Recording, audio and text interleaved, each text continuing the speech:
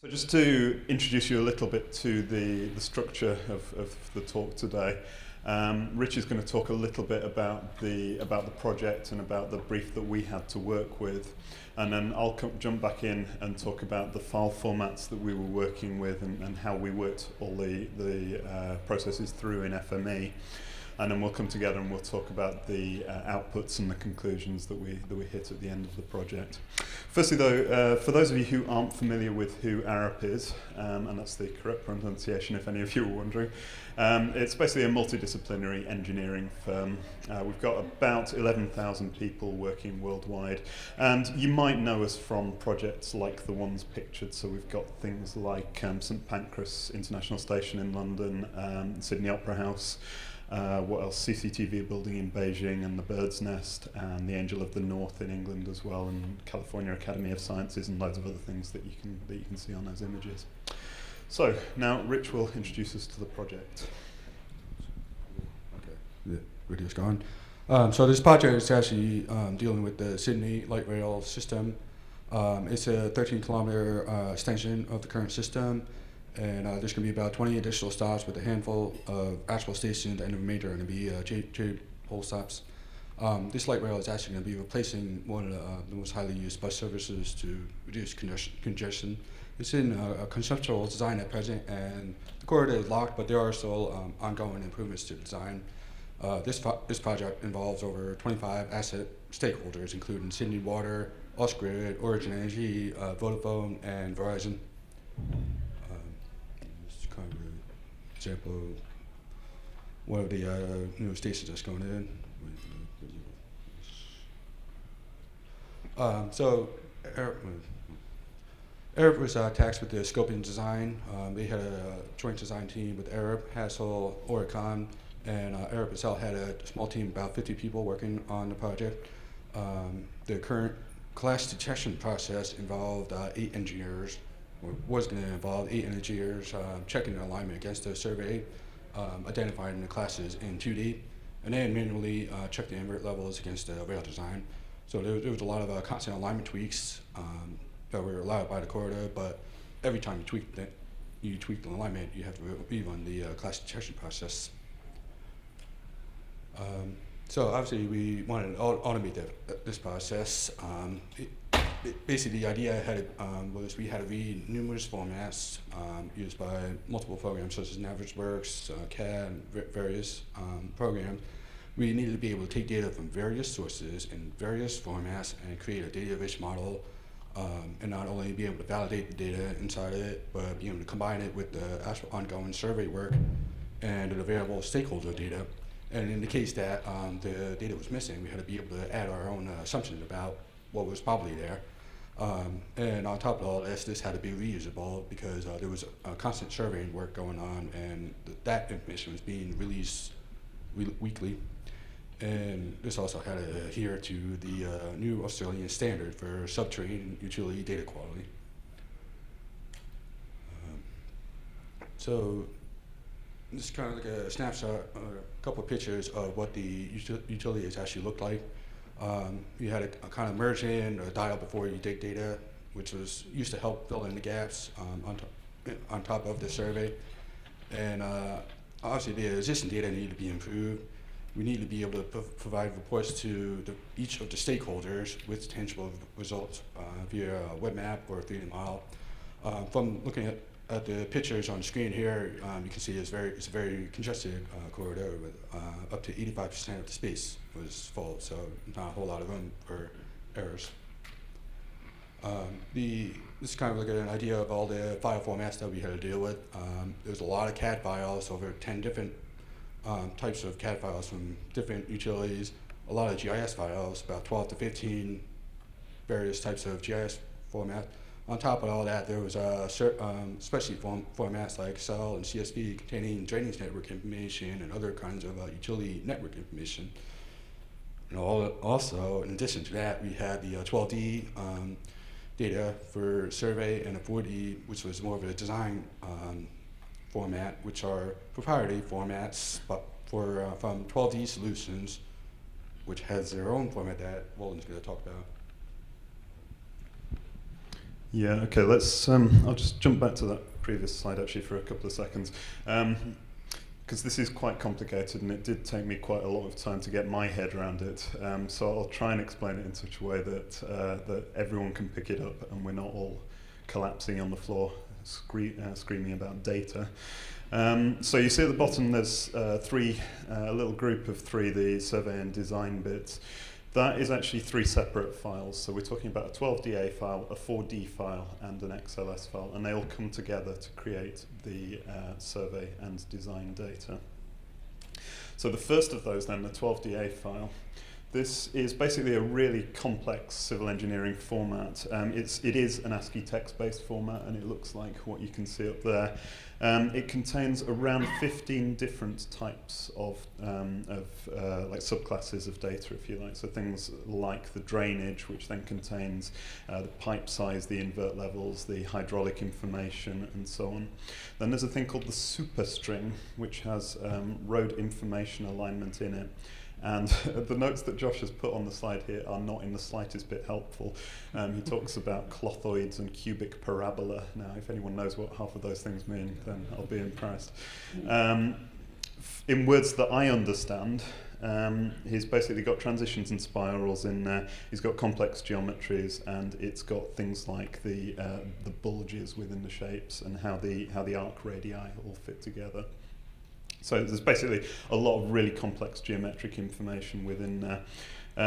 The models then contain multiple strings of data within them. That then comes together with this file, the 4D file.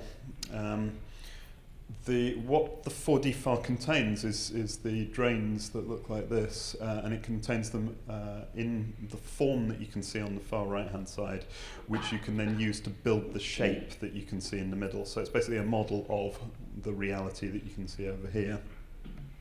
It's a really complex set of relative coordinates. I don't know how easily you can see the actual text of that file, but it is pretty complex stuff. It enables you to build the 3D shape, though, as I say, that's in the middle. And once you bring that together with the Excel file, which tells you where these things are located, and put that then together with the 12DA file, which we had on the previous slide, which tells you where all the other stuff is and where the whole drainage network is, you start to build an actual 3D network that you can use for something, and it has a lot of complex sort of real geometry within it. So hopefully that makes some kind of sense. You can come and bother me afterwards if not. They then ran through, with that information, a first run of trying to find clashes. Now, what they managed to do here was to lock up our entire license server for a couple of weeks, basically. So if you're trying to do this kind of thing, make sure you've got enough FME licenses to run it safely. What they were doing, well, you can see on the notes here, 150,000 nearly utilities run against 17,000 design elements. So not a particularly optimized process. And they also found that when they ran it, they got malformed solids as well. So the shapes that they were getting out of it were not actually things they could use for anything. So a bit of a failure on the initial run, but we always learn from our experiences, as you know. So they then worked through into this tweaked run, which was broken into 4 completely separate stages. There's actually 9 FME models altogether. And I forget what the guy called it yesterday. Was it the complicated model slide or something like that? This is as bad as it gets in this presentation. So if you can understand that, then you'll be fine from here on in. So the key part of the tweaked run was that they were able to track down any errors as they occurred during the process. So you know, if something failed within the first model, they could track it down to that first model. And the key wording that Josh has put on the notes here is that they no longer needed to babysit the workspaces and check they were operating continually. They also switched, actually one of the key parts at this point was they switched from using file geodatabases, which is what they've been using natively prior to this, to use the FFS format, which as you might know is the native format within FME. And that increased the speed immeasurably. They didn't actually need it as geodatabases, so they were able to speed up the process considerably by doing this. So let's walk you through how the actual process went. There's a slightly complicated little diagram here. But basically what they did was they started off with their input data sets. They did what they've confusingly called a 2.5D clip, but actually is a 2-dimensional clip to you and me, a clip. And then they generated the data into the 3D solids and did the 3D clip. Within that first stage, it was actually a little bit more complicated than the way it might sound, which is why my notes have scribbling all over them just here. And I'm just going to have to remind myself what on earth all this scribbling was about. Yes, so the problem that they had was that although often a utility might just be a single pipeline coming along and hitting whatever your thing that you're clashing with is, a lot of the time actually you get duct banks coming along, so it's like a little array of 3x3 pipes coming along and hitting your wherever it is you're constructing. And in order to make that actually usable within the model, they had to turn a 2D drawing of a duct bank, which is just 3 lines drawn on top of one another, and turn that into an actual 3-dimensional model. So they had to use some quite clever techniques to turn the set of 3 lines on top of one another, 9 lines in groups of 3 is probably a better way of explaining it, and turn that into an actual 3-dimensional array of pipes. I'm seeing blank faces, but I hope that makes some kind of sense. What they also did at this point was they made sure all the data was standardized, and so they brought it all together to this Australian standard to make sure that all the data was of the same quality. Stage 2 then, as I say, I refer to this as the clip rather than the 2.5D clip, which is what they've called it here. Basically what they did, rather than jumping straight to creating solids, was they just chopped out all the data that they weren't interested in. So if we look at the process, you've got your cross-section of your new light rail alignment on there, and running across it you have a utility at some weird angle in the middle there. So stage 2, the aim was to crop it out so that rather than having all these trailing bits that you're not interested in, you only had the area that you were actually doing the work on. There was then a second process within this, and this is why they call it the 2.5D clip, where they actually clipped out the bit that's also not in our 3-dimensional area of interest. So that's what that part is. Having then done that, they could then start thinking about turning it into actual solid shapes and going through the process that I described previously, but this time, rather than doing it with 150,000 shapes, they were doing it with a much smaller set of shapes. Let me just check that there was nothing else I need to tell you about that particular stage. Ah yes, there is a little bit about the final process on here. So what they did was they used the 3D bufferer, which I believe is on the FME store. It's not a native transformer within FME. And what they did with that was they turned the shapes into, the line strings into the actual shapes, which we'll show you in the video in a moment. However, the 3D bufferer is not quite designed for this particular level of complexity. I mean, it's designed for a particular use case, let's put it that way. And in this particular use case, it wasn't quite ideal. They found that, for instance, where there were corners within their line strings, they weren't really interested in having that corner modeled as an actual shape, because we all know that there's something at the corner of the pipe. It doesn't really matter what's there for this purpose. And so actually they chopped down the lines into little segments so that they could work them through this 3D bufferer, and made sure all the data was completely valid before pushing it through as an actual 3-dimensional shape. So then all the clipped data and all the unclipped data was thrown out as well, so that they could visualize it and load it through into the project database as well, so that they could get actual information about what sort of like the sort of BIM attributes, if you like. And that then went on to create the video, which Rich will describe for you.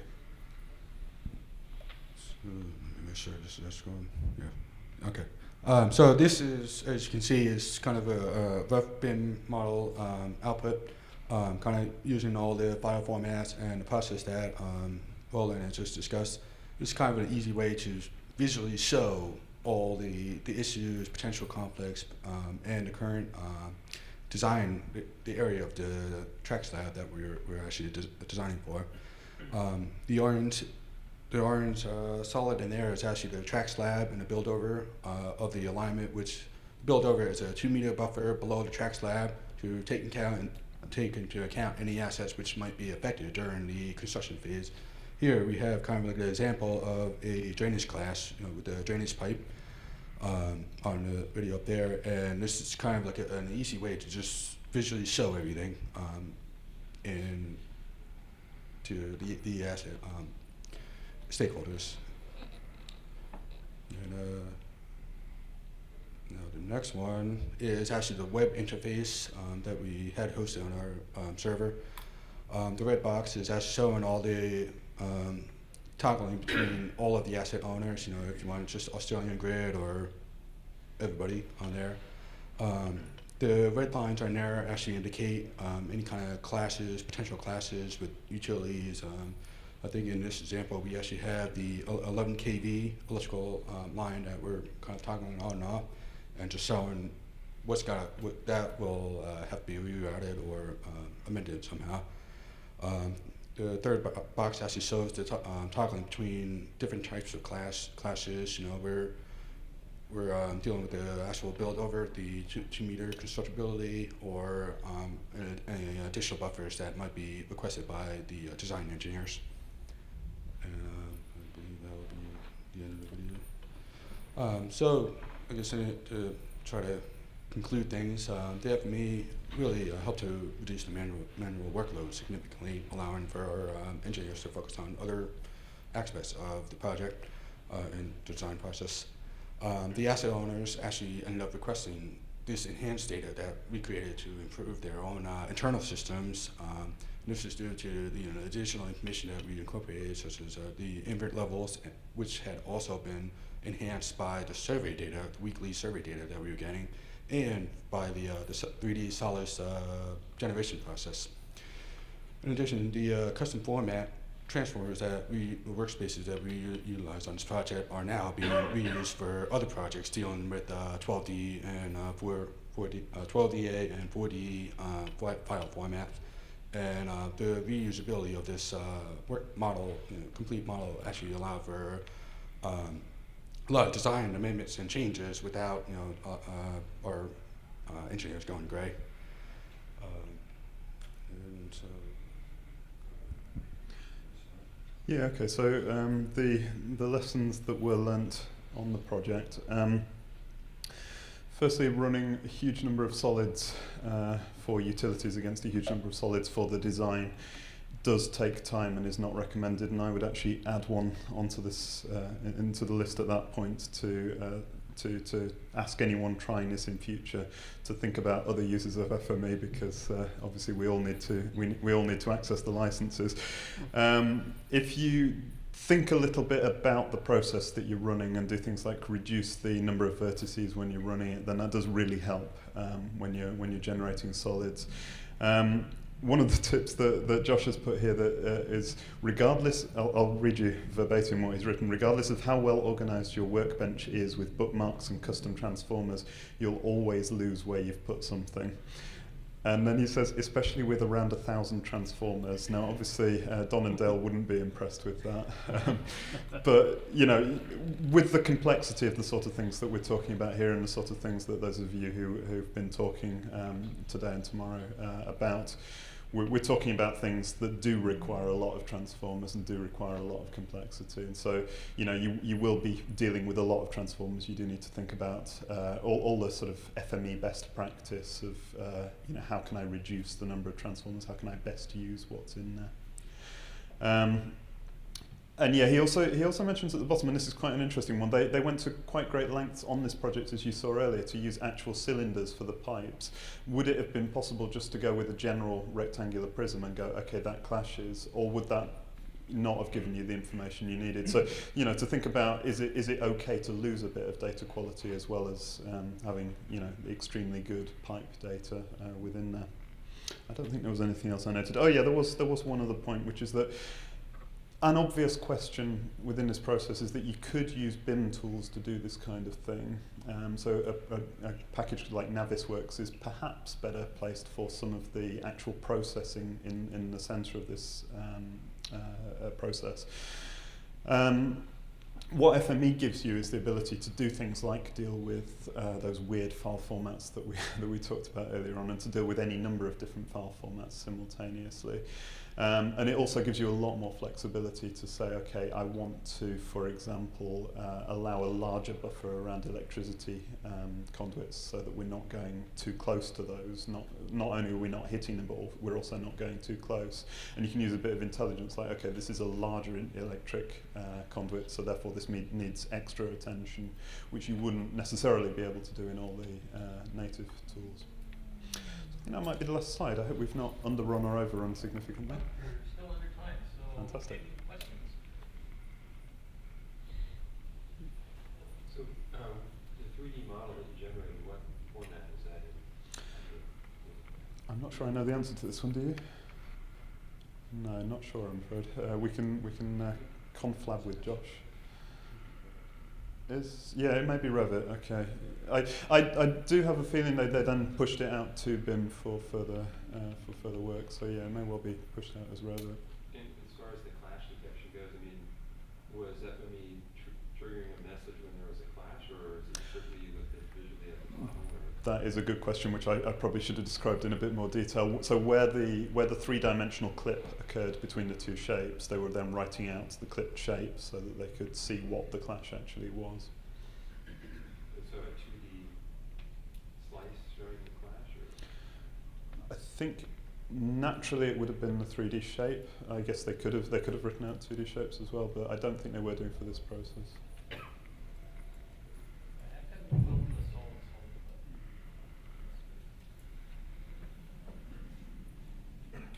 You mentioned your first point on lessons learned that it takes a while to 3D clip, 70,000 solids.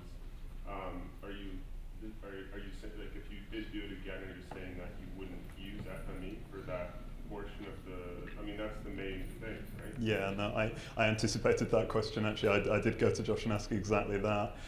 He said FME was the right tool for this instance. I think it was more that you just have to think a bit more about, okay, am I going to run this at night or whatever so that I'm not disrupting other people?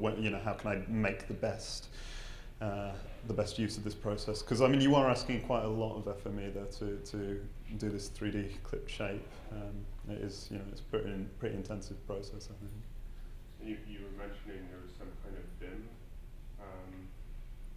some kind of tool. I didn't catch what you said that you might kind of integrate in the workflow. Yeah, I mean, BIM is not my area. I'm told Navisworks is something that can do this kind of thing, but I may be lying there. I really, as I say, BIM is not my direct area. But I would have questioned why the clashes might have been done.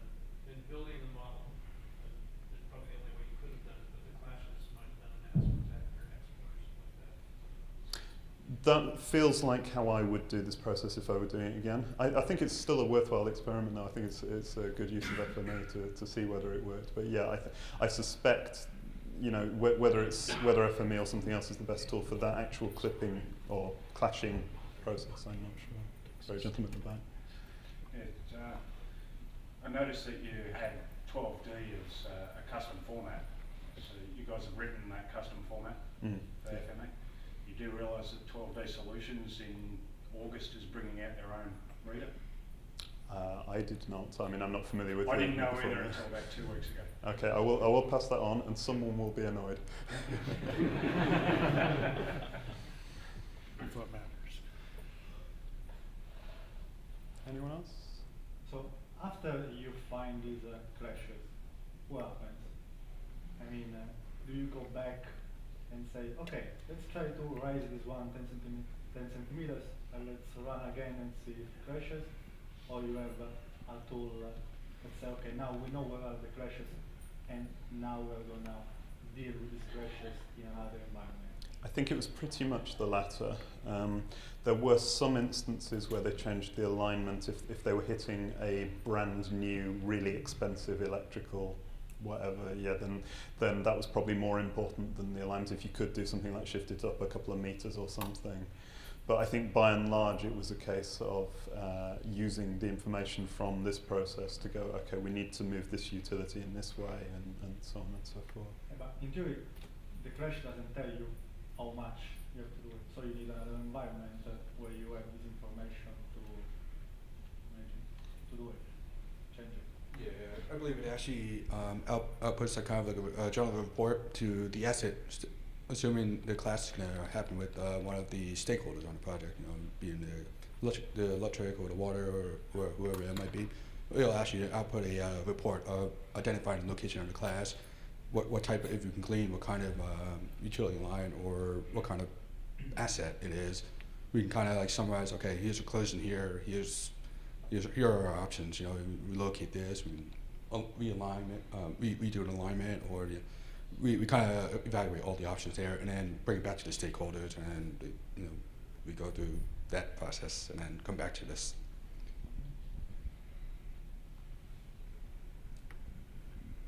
I think that might be us.